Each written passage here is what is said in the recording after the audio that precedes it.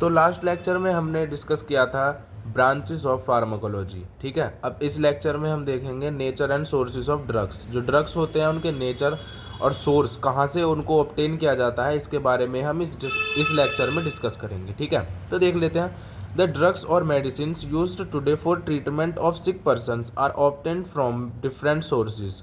जो sick persons होते हैं, बीमार लोग जो होते हैं, उनके ट्रीटमेंट के लिए जो ड्रग्स यूज़ की जाती हैं वो डिफरेंट सोर्सेज से ऑब्टेन की जाती हैं, ठीक है। अब देख लेते हैं वो सोर्सेज क्या होते हैं, वो ड्रग्स क्या होती हैं, ठीक है। सबसे पहले है प्लांट किंगडम, यानी कि सबसे बड़ा सोर्स जो होता है वो वैसे प्लांट्स ही होते हैं। जो मोस्टली ड्रग्स ऑब्टेन की जाती हैं प्लांट्स से ही की जाती हैं। The drugs mostly are derived from roots, leaves, bark of plants, ठीक है।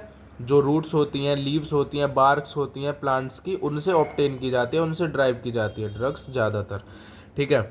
कौन कौन से ड्रग्स होती हैं वो देख लीजिए। Alkaloids, glycosides, fixed oil and volatile oils, resins, gums, tannins and antibiotics are derived from the plant kingdom.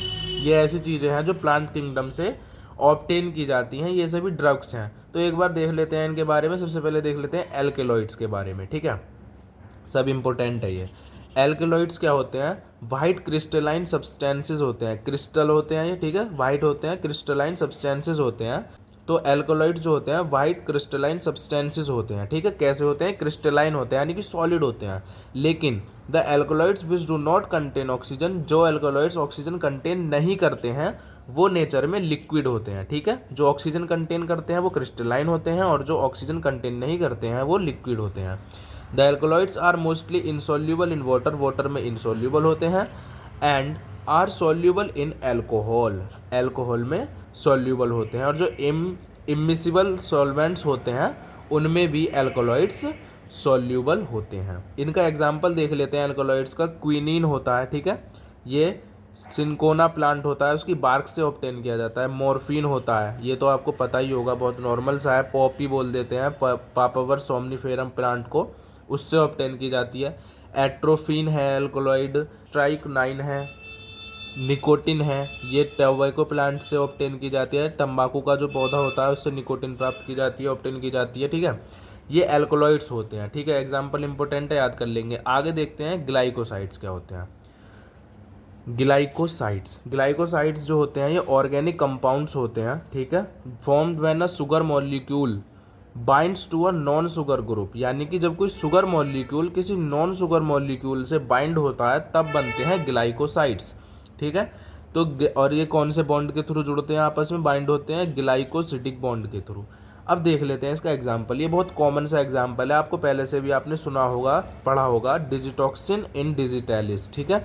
ये क्या होता है? जो हमारी मसल्स होती हैं हार्ट की, उसका कॉन्ट्रैक्शन करवाता है, ठीक है। तो जो हार्ट फेलियर होता है या फिर अरिथमिया की प्रॉब्लम हो जाती है, उसमें ये वाली ड्रग डिजिटॉक्सिन इन डिजिटैलिस की जो ड्रग्स होती हैं ये यूज़ की जाती है हार्ट फेलियर और अरिथमिया को ट्रीट करने के लिए।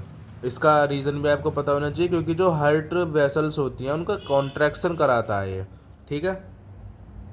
The other glycoside is salicin obtained from willow bark, ये प्लांट होता है विल्लो, ठीक है, इससे सैलिसिलिन ऑब्टेन की जाती है, ये भी क्या है? ग्लाइकोसाइड है, ठीक है। यहाँ तक आ रहा है समझ में? आगे देखते रहिए, सब क्लियर हो जाएगा। प्लांट्स से ऑयल्स भी ऑब्टेन किए जाते हैं, मेडिसिन के फॉर्म में जो यूज़ किए जाते हैं ऑयल्स, ठीक है। ये दो तरह के होते हैं, फिक्स्ड ऑयल्स और वोलेटाइल ऑयल्स, ठीक है। फिक्स्ड ऑयल क्या होते हैं? फिक्स्ड ऑयल होते हैं जैसे ऑलिव ऑयल, ठीक है, कॉटन सीड ऑयल। ये क्या होते हैं? ये इडिबल होते हैं, इनको खाया जा सकता है, ठीक है, खा सकते हैं। और ये हमको इम्यूनिटी को मजबूत करते हैं, हमारी इम्प्रूव करते हैं, उसको स्ट्रेंथ प्रोवाइड करते हैं। इसका एग्जांपल देख लीजिए आप, cod liver oil, other fish liver oil हो गए, ठीक है। इनको हम, ये इडिबल होते हैं, ये रिच सोर्स होते हैं विटामिन ए के। विटामिन ए से सीधे रिलेटेबल है हमारी आई, यानी कि आई को स्ट्रेंथ प्रोवाइड करेंगे, ठीक है। वॉलेटाइल ऑयल्स जो होते हैं ये इसेंशियल ऑयल्स होते हैं, ठीक है। ये या फिर इनको फ्लावरिंग ऑयल्स भी बोल देते हैं, ये फ्लावर्स से ऑब्टेन किए जाते हैं मोस्टली, ठीक है। इसका एग्जांपल देख लीजिए, पिपरमेंट ऑयल, स्पीयरमिंट ऑयल, ठीक है, ऑयल ऑफ क्लोव, लौंग जो होती है उसका तेल, ठीक है। ये सब क्या होते हैं देखिए। और जो ये ऑयल ऑफ क्लोव है तो आपको पता ही है, पेन रिलीव करने के लिए यूज़ किया जाता है। तो ये कहीं से हमें ऑब्टेन कर सकते हैं, ये हम प्लांट किंगडम से हमें मिलते हैं। देखिए ये ड्रग होती हैं रेजिन्स, ये भी ड्रग्स की तरह यूज़ की जाती हैं रेजिन्स। ये क्या होती हैं, ये सब्सटेंस होती हैं, रोजिन लाइक सब्सटेंस होते हैं, प्लांट्स में पाए जाते हैं। ये फॉर्म कैसे किए जाते हैं, जो वोलेटाइल ऑयल होते हैं अभी हमने पीछे देखा था, उनके पॉलीमराइजेशन के थ्रू, उनका पॉलीमराइजेशन कर दें या उनको ऑक्सीडेशन करा दें तो क्या होता है, रेजिन्स प्रिपेयर हो जाते हैं, जैसे कि पाइन रोजिन होता है। ठीक है, ये क्या है, ये एक रेजिन है, ये भी ड्रग्स की तरह यूज़ किया जाता है। गम्स क्या होती हैं, सीक्रेटरी प्रोडक्ट्स ऑफ प्लांट्स, जो प्लांट्स के सीक्रेटरी प्रोडक्ट्स होते हैं उनके थ्रू, कुछ प्लांट्स सीक्रीशन करते हैं उनके थ्रू ये प्रिपेयर किए जाते हैं gums. Polysaccharides which on hydrolysis yield simple molecule of sugars. ठीक है, ये सॉल्यूबल होते हैं वाटर में। एग्जाम्पल देख लीजिए इसका, एकेसिया गम। एकेसिया गम क्या है, ये एकेसिया के प्लांट से प्रिपेयर की जाती है और इसका भी ट्रीटमेंट क्या, ये भी मतलब ट्रीटमेंट में यूज़ होता है सिक पर्सन्स के। सब आगे जब पढ़ते जाएंगे ना, सभी वीडियोस में आपको आगे देखते रहिए, सब क्लियर होता चला जाएगा। टैनिन्स क्या होते हैं, ये नॉन नाइट्रोजीनियस प्लांट प्रोडक्ट्स होते हैं। ठीक है, इनमें नाइट्रोजन नहीं होती। टैन जिसका जैसे मतलब नॉन नाइट्रोजीनियस होते हैं, ये प्लांट्स के प्रोडक्ट हैं टैनिन्स भी। जैसे हो गया टैनिक एसिड, इसका एग्जांपल है tannic acid.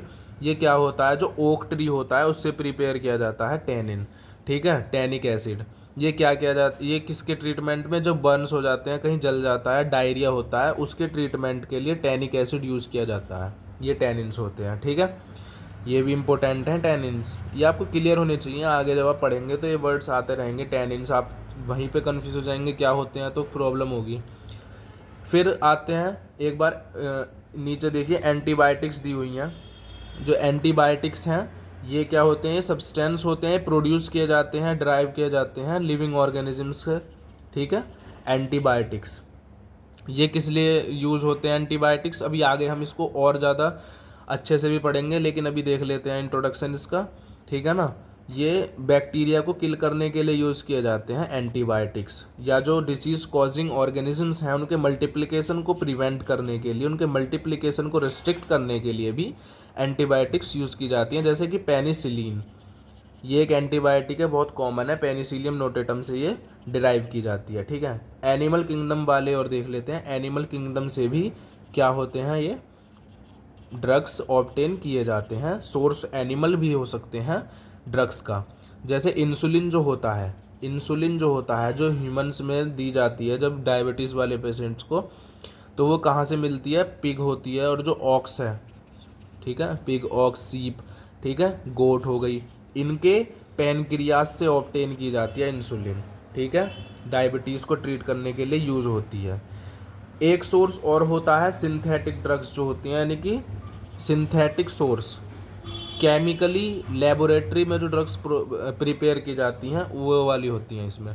The large number of drugs are synthesised in the chemical laboratories every year. Chemical laboratories में बहुत सारी दवाइयाँ तैयार होती हैं, तो आपको पता ही है, जैसे एसिटाइल सैलिसिलिक एसिड है, एस्पिरिन होती है, ये मेडिसिन तो आपने सुनी ही होगी, सल्फोनामाइड है, और कॉर्टिकोस्टेरॉइड्स हैं, ये सब क्या है, ये सिंथेटिक ड्रग्स हैं। तो हमने देखा सोर्सेज क्या हो सकते हैं ड्रग्स के, है ना, और उनका नेचर क्या होता है। ठीक है, अब नेक्स्ट लेक्चर में हम देखेंगे कि ड्रग एब्जॉर्प्शन कैसे होता है हमारी बॉडी में। ठीक है, तो मिलते हैं अगले लेक्चर में।